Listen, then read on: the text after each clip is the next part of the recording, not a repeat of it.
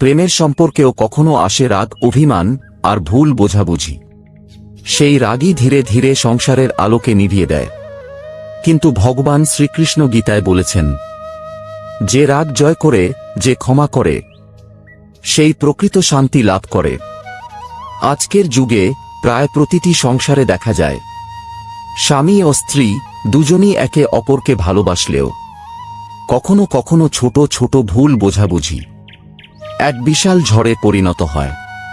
একজন ভাবে আমি ঠিক, অন্যজন ভাবে আমার কথাই শেষ।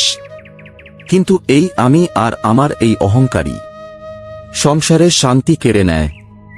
ভগবান শ্রীকৃষ্ণ গীতায় বলেছেন, অহংকারং বলং দং কামং ক্রোধং চ সমিতা মাম আত্মপরদেহেষু প্রবিশন্তি নরাধমা।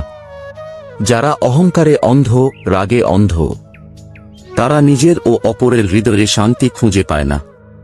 সংসারে সুখ পেতে হলে প্রথমে মনকে শান্ত করতে হয়। স্বামী স্ত্রীর সম্পর্ক যুদ্ধের নয়, এ এক পবিত্র যোগ, যেখানে ভালোবাসা, ক্ষমা আর বোঝাপড়াই ভগবানের আসল শিক্ষা। গীতার অন্য এক শ্লোকে ভগবান বলেন, অমানিত্যম অদম্ভিত্যম অহিংসা ক্ষান্তিরার্জবম।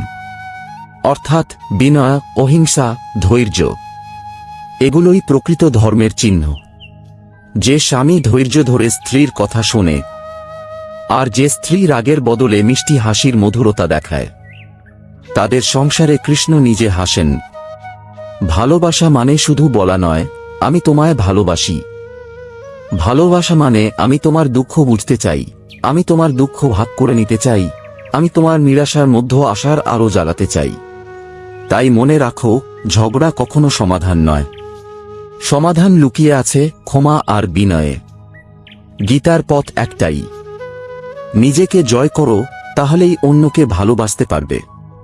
চলুন আজ থেকে আমরা নিজেকে পরিবর্তন করি।